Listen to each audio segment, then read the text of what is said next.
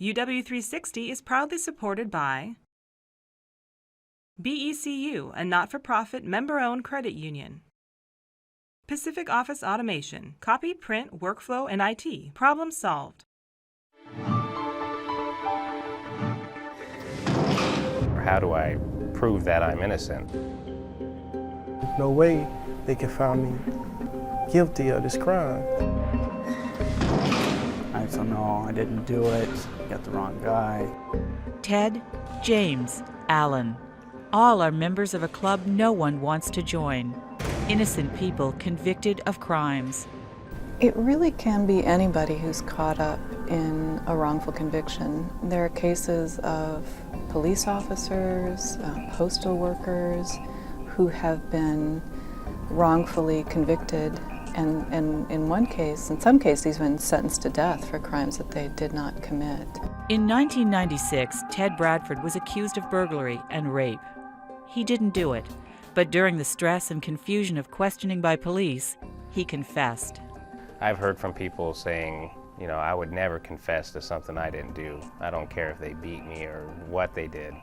And it's just, I don't think they really could say that unless they've been in that situation. It was, 9 hours of interrogation. It's them, hovering over you, invading your personal space, yelling at you, alternating between yelling and then talking and then going back and forth, and your mind is just being bounced back and forth, they're trying to break you down. But a person who's innocent, like Ted was, thinks that they're going to be able to get out of this. They're going to be able to talk to the police and the police will understand and they'll be able to explain that they're innocent and that the system will work.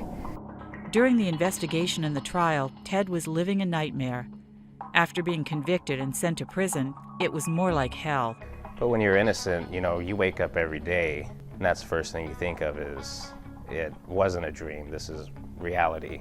I'm actually in here. It's really hard to face that day in and day out, knowing that you should not be there, especially when it, goes on year after year.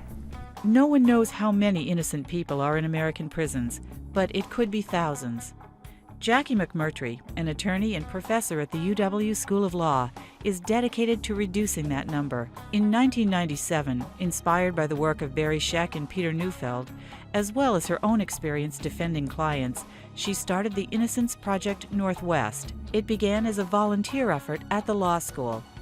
We started without really any kind of strategic plan or any funding, just with the notion that these kinds of cases occur and that when they occur in the Northwest and specifically in Washington State, there should be an organized effort to remedy those miscarriages of justice.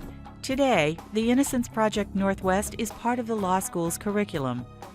Students and faculty collaborate to win freedom for those who should never have been imprisoned. Our main mission here at the law school is to be leaders for the global common good. We believe that society really needs lawyers to be ethical leaders, to point the direction toward peace and justice, to really be the kind of leaders that can make the world a better place. And so Jackie's Innocence Project and the work that she and her students have done fits squarely in that. In the law school's clinics, students research cases and re-examine evidence, from DNA testing to witness statements to overlooked facts. For example, James Anderson had been convicted of robbery and sentenced to 17 years. He'd served 4 when he contacted the Innocence Project Northwest. A law student found records from California that proved James was actually not in Washington State at the time of the robbery. He was released on Christmas Eve, 2008. I was praying and God sent me an angel to help me, Jackie. I've been doing all right, I got married. I got my first child due next month.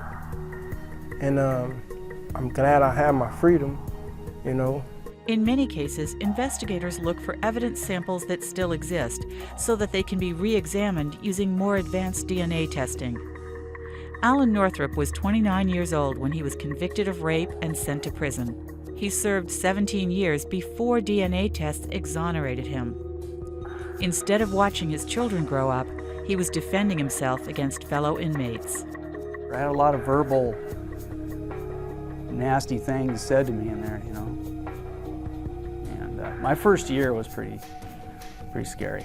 I didn't have my friends and all that. It was like me against everybody. In 70% of DNA exonerations, including Allen's, mistaken eyewitness identification caused the wrongful conviction.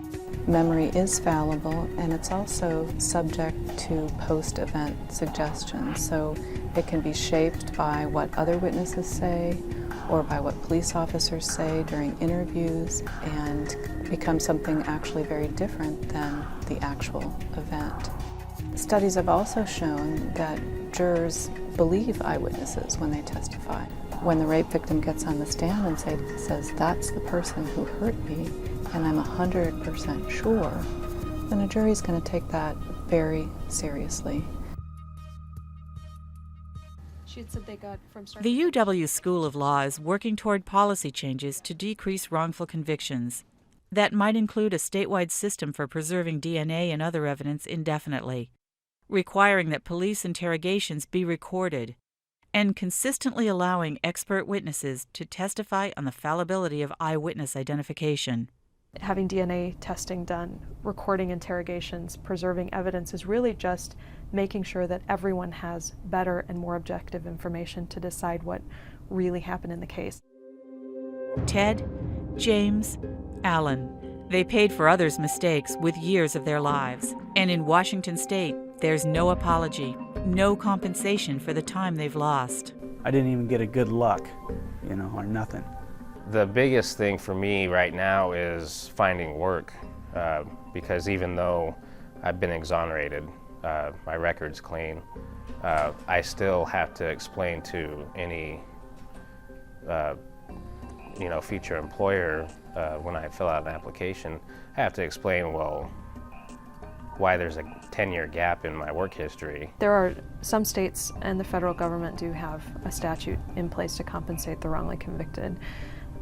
Washington is not one of those states, and so the clients that we have who've been exonerated literally have nothing.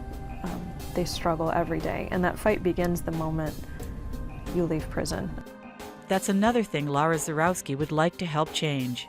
Working on this issue of trying to have some conversations about getting a compensation bill going, or talked about getting the conversation going, just having that conversation is creating hope for the men that are here now, that are in need of these things, and it's a responsibility, and it's worth fighting for. As for Jackie McMurtry, she remains committed to the project she started so long ago. And I just feel really lucky to be able to do this work. It's hard, too, because we've litigated cases and lost, or we've started to investigate cases and the evidence doesn't exist anymore, and so that's difficult. But you just have to keep going, and certainly having James be, exonerated on Christmas Eve and be able to go back to his family, and to be able to see Ted and Larry and Alan have those results has been extraordinarily rewarding.